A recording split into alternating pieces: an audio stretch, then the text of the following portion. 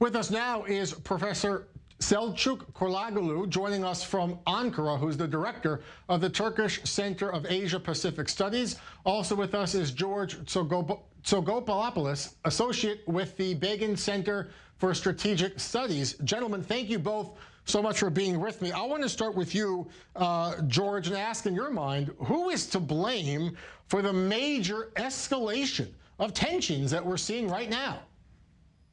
What is happening over the last 4 weeks is that Turkey has embarked on an activity to do seismographic research and in maritime zones of the Eastern Mediterranean, which Greece believes are part of its own continental shelf. So what is the problem is that both countries are claiming this part of the maritime zones as part of their own continental shelf, and there is no breakthrough because they only agree that they disagree. And at the same time, international powers like the United States and the European Union, mainly Germany, attempt to mediate in order to stop tensions. So the more this continues, the more dangerous it will be for a military accident to break out. And now that we are talking, we cannot be optimistic that a solution will be found. Selçuk, do you agree with that assessment that that Turkey right now is doing this exploration, the seismic drilling, and it's happening in disputed areas? Couldn't they stop drilling right now? I mean, why do they have to do this exploration at this time? What's happening now is showing for the decisiveness, particularly for Turkey, on the ground, particularly for maritime delimitation. So this is a very old story between Turkey and Greece, particularly in the Aegean Sea. But now we are experiencing a new chapter of this tension in the sea for the Eastern Mediterranean this time.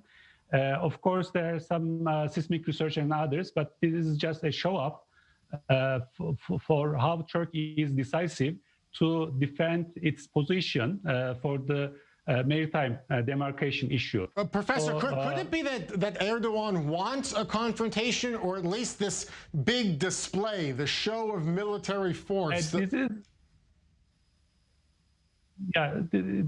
is mostly for a bargaining position for Turkey and maybe for the Greek side to show their decisiveness, and also they want to sit on the negotiation table with a higher stake, with more advantages for that.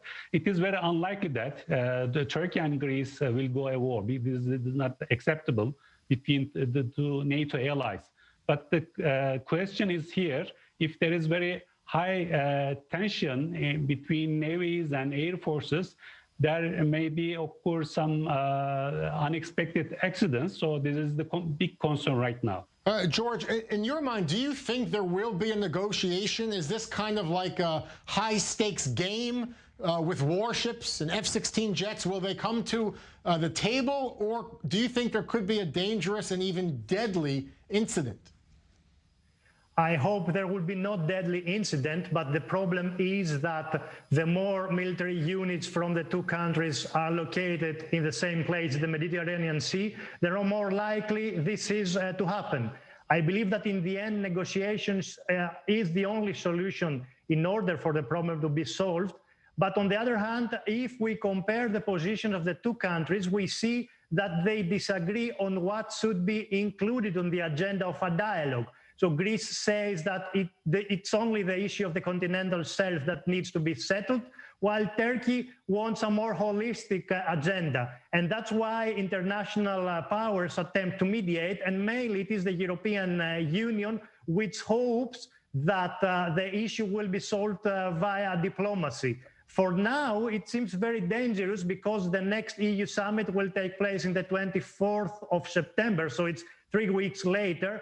And in the interim, the same situation continues in the Mediterranean. And also President Trump so far has not managed to persuade both Prime Minister Mitsotakis and President Erdogan to calm tensions down. Politically, I mean, who has the most at stake here? Tayyip Erdogan, of course, dealing with a damaged economy and this new energy partnerships that exclude Turkey, involving other nations.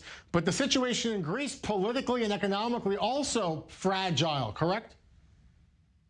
Yes, this is correct. I think that both countries are encountered with political problems. Greece, for its part, attempts to show to the international community that it has the international maritime law on its side. Also, it is in very close contact with the European Union, both Germany and France, and also with regional allies, for example, Israel and Egypt. Turkey, from its side, they have a different Mediterranean agenda, I would say, where Greek-Turkish differences are only part of it. The Greek position is that only the continental shelf should be solved via dialogue, while Greece does not have wider ambitions for the region. All right, Selçuk, what are Turkey's wider ambitions for the region? Is this more than just about drilling?